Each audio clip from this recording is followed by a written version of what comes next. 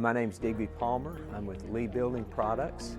We have been in this community since 1963, and we sell all things masonry, and we come to the home show every year for the innovation, to show off what else we can do besides brick and block.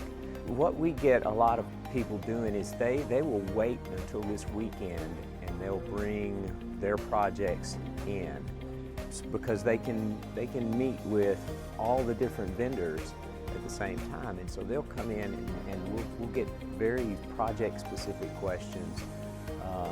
Some people bring in some of their problems and issues, things that they're having, maintenance questions and things of that nature. It's a good chance for them to come in. Well, I just encourage everybody to come out to the home show. It's a great chance to meet everybody, and come visit us as well. We used to be Lee Brick and Block, and we're now Lee Building Products because we've expanded into a lot more materials, a lot more products, and that's what we really want people to know.